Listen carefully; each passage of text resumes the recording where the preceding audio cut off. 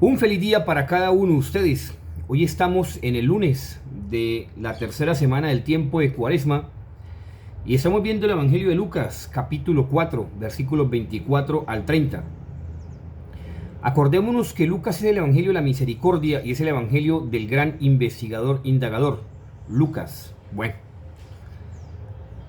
y este fragmento, el 24 al 30, nos expresa primero en la indagación de Lucas y las grandes investigaciones sobre Lucas y sobre los aspectos que generan cierta composición gramatical tanto de su evangelio, constituido canónicamente por la Santa Iglesia Católica, y que al mismo tiempo profundiza en ciertas indagaciones con algunos apócrifos y algunos pseudos evangelios también de la acción lucana.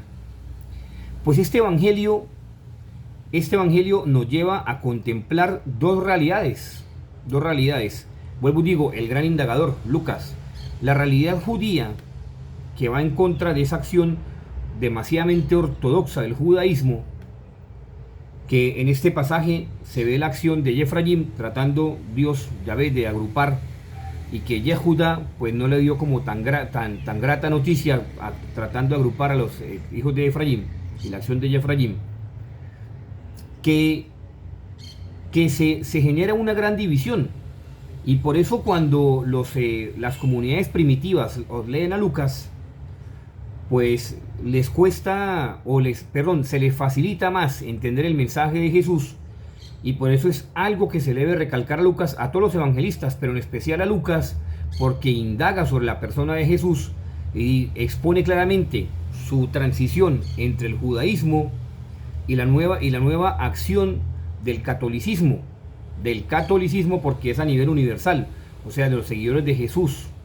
Bueno, y por eso entonces la iglesia, a pesar de que tiene esas bases de la acción lucana, desde el judaísmo, y que dice Lucas, venga un momento, esto primero se ha observado así, pero ahora se observa de esta otra tal forma. Paréntesis, esto no es una clase ni de dogmática ni de mariología, pero estamos hablando a la luz de los textos sagrados desde el magisterio.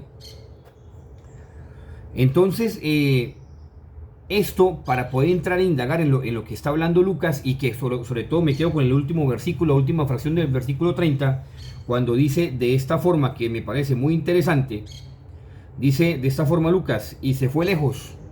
Acordémonos que está hablando obviamente en la parte de lo que pasó con Naamán el sirio y la viuda de Sarepta. Y sobre todo Lucas lo toca en el lenguaje aquí, en la brisa de en el lenguaje original, el Tzarat, o sea, la lepra de Israel, como dice acá Israel, lepra de Israel. Pues muchos de esos judíos, precisamente de acuerdo a la indagación de Lucas y los textos apócrifos de Lucas y algunos papiros sagrados que se han encontrado y se han podido estudiar, pues hace esa transición, y por eso se llenan de ira, se llenan de rabia, y en ese sentir y con la gravísima responsabilidad que ha tenido la Iglesia Católica en custodiar los textos sagrados, pues entonces nos referimos a ese y se fue lejos. Se fue lejos. ¿Qué quiere decir eso entonces? Se fue lejos. En hebreo, Lucas lo toma de esta forma de la brija de allá. Hirhilehet. Es bastante fuerte el lenguaje que utiliza Lucas, porque acordémonos que Lucas bebe de las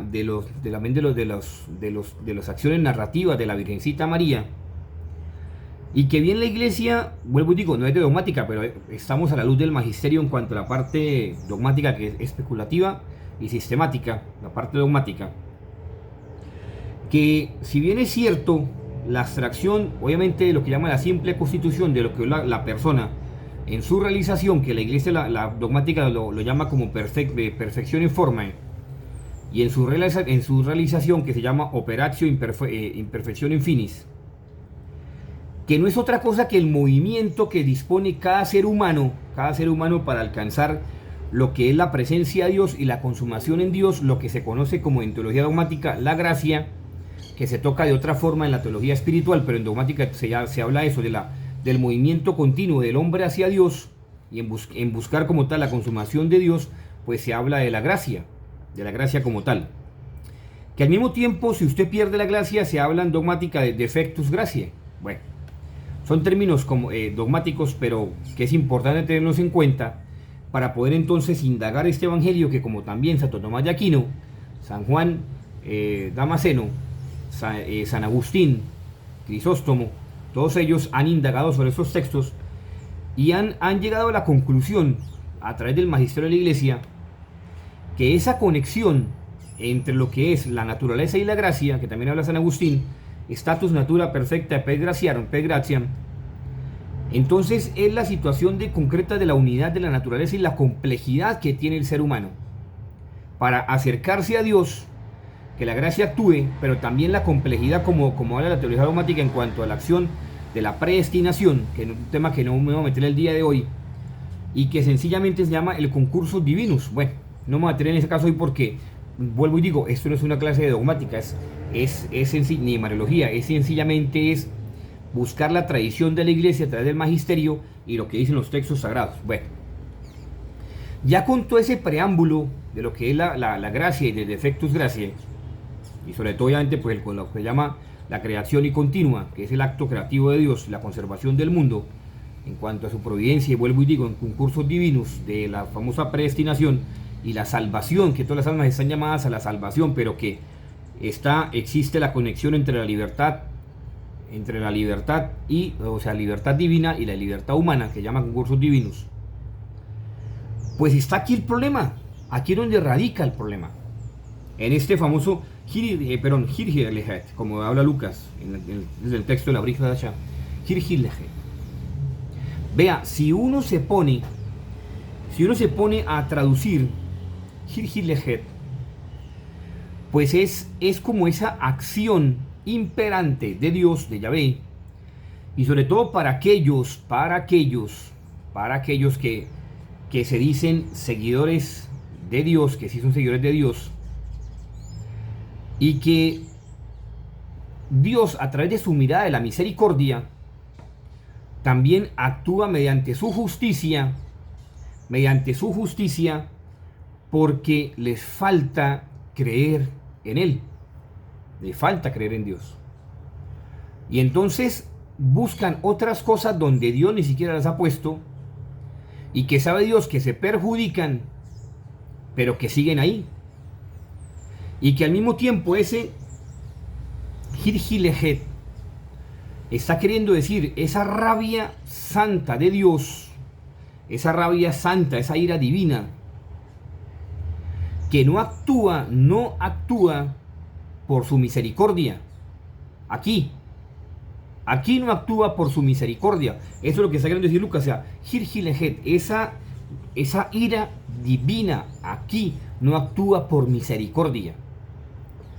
De forma que en el día de su juicio, aquellos que dicen que Dios es misericordioso y que aceptan cualquier tipo de pecado, Lucas está advirtiendo que aquí Dios a usted lo deja, por eso dice Hirhirlehet, en traducción en paralelismo puede decir se fue y lo dejó, haga lo que quiera, se fue y lo dejó.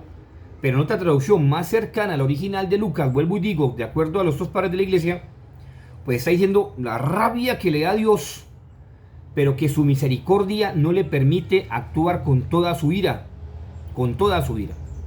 de forma que el día del juicio sí va a actuar con toda su ira y con toda su justicia. Y ustedes dirán, ¿y por qué? Sencillo, porque usted, vuelvo y digo, ese concursus divinus, en cuanto a la predestinación de la salvación de las almas, que habla la teología dogmática, la conexión entre la libertad divina y la humana, pues Dios a usted no lo obliga a nada. No lo obliga a nada. Acá. Pero usted lo sabe muy bien, por su intelecto, por su inteligencia, el día que usted se muera, como dice la psicología del alma separada, que no son tomas ahí sí ya la dogmática tiene hace un pare para que la teología espiritual explique un poco más esa situación, y que no soy teólogo espiritual.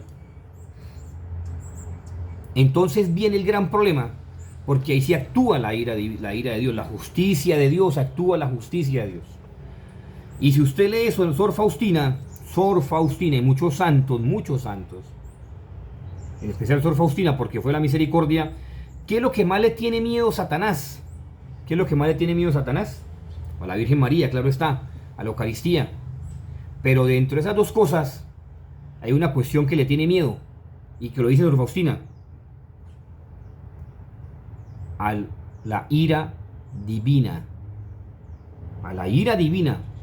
Entonces hay que pensar muy bien nosotros, como dice ahí sí la teología dogmática puedo hablar con claridad, de esa perfectio formae y esa operatio imperfectione finis, que nos ayuda en el movimiento continuo a buscar la presencia de Dios y como fin último la consumación por Dios de nuestra vida, que se llama la gracia.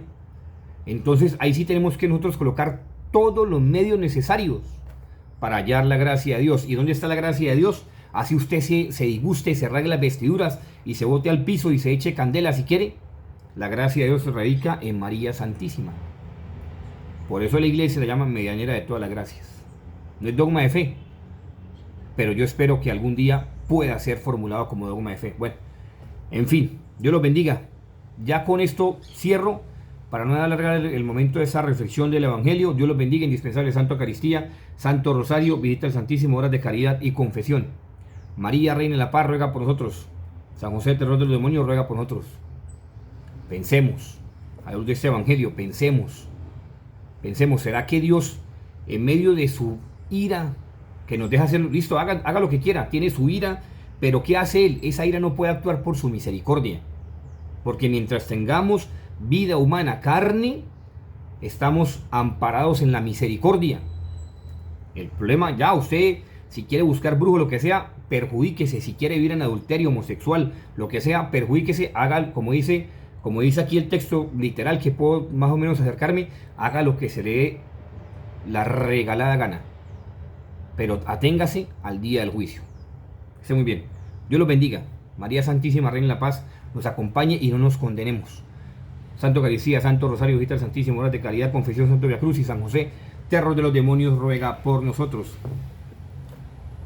No me queda nada más sino desearle siempre el bien. La Virgencita nos cubra, la llena de gracia, movimiento continuo de Dios, la gracia en la consumación total en Dios, a través de María Santísima y San José. Nuestro ángel de la guarda nos cuide. Que esté muy bien.